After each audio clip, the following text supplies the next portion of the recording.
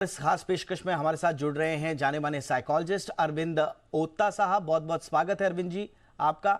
और मैं चर्चा की शुरुआत करना चाहूंगा अरविंद जी से।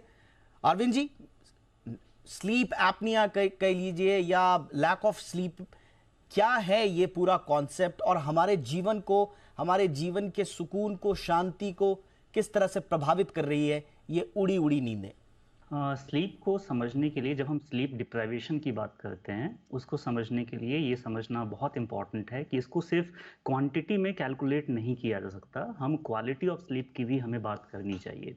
अगर कोई इंडिविजुअल 8 घंटे की नींद लेता है बट वो क्वालिटी स्लीप में काउंट नहीं होगा अगर, तो उसको भी हम स्लीप डिप्राइवेशन या एक और टर्म हम यूज़ कर सकते हैं जब समस्या बहुत ज़्यादा हो, तो इंसोम्निया हम यूज़ करते हैं। इसका इम्पैक्ट बहुत ही डाइवर्स है, राइट? अगर हम बात करें तो मूड और बिहेवियरल चेंजेस पे इसका इम्पैक्ट देखने को मिल ही सकता है। कंसंट्रेशन में प्रॉब्लम हो सकती है, body pain, right, problem with higher functions जैसे प्लानिंग, ऑर्गेनाइजेशन, जजमेंट में प्रॉब्लम आना।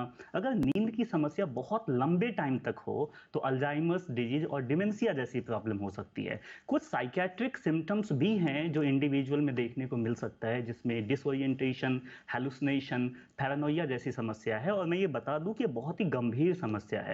तो जब भी हम स्लीप डिप्राइवेशन की बात करें तो सिर्फ इसको क्वांटिटी में नहीं, हमें क्वालिटी में भी देखना चाहिए। एक बड़ी समस्या अरविंद जी आजकल है सोशल मीडिया के जमाने में, स्मार्टफोन एडिक्शन।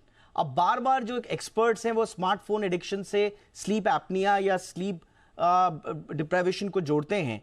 कैसे किया जाए? इंक्रीज एंजाइटी लेवल्स हम देख रहे हैं, डिफिकल्टी इन स्लीपिंग तो बहुत आम ही हो चुका है, डिप्रेशन, आपके decrease performance in every start of life, यहां तक कि आइसोलेशंस भी देख रहे हैं हम, आइसोलेशन फ्रॉम सोशल इंटरैक्शंस। तो ये इतनी बड़ी समस्या बन चुका है। अच्छी नींद के लिए कितना जरूरी होगा अपने स्मार्टफोन एडिक्शन पे काम करने के? आपने बहुत अच्छा कहा।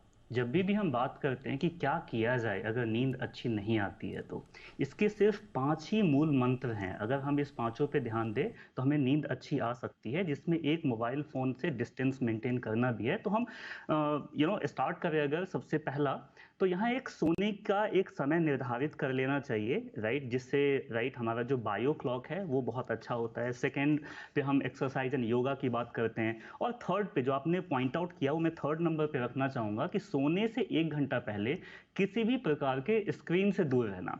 आपको ये समझना पड़ेगा कि हमारे बॉडी के इंटरनल क्लॉक को ब्रेन का एक एरिया कंट्रोल करता है, जिसको हम CSCN, राइट, सुप्रा सियाज्मिक न्यूक्लियस कहते हैं। ये हमारे हाइपोथैलेमस में लोकेटेड होता है। जब ब्लू रे निकलता है हमारे स्क्रीन से, जब वो हमारे आंखों तक पहुंचता है, तो वो हमारे अंदर एक एक न्यूरोट्रांसमीटर है जिसको हम मेलेटोनिन कहते हैं, उसको सिक्रीट नहीं होने देता। तो जब हम बहुत लंबे समय तक राइट फ़ोन यूज़ करें या सोने से कुछ टाइम पहले अगर हम फ़ोन यूज़ करें, तो इसके बहुत सारे रिपरकेशंस हैं, साइड इफ़ेक्ट्स हैं। बट जैसा आपने यहाँ बताया कि नींद नहीं आना इससे एसोसिएटेड है और हमें फ़ोन से डिस्टेंस मेंटेन करना चाहिए।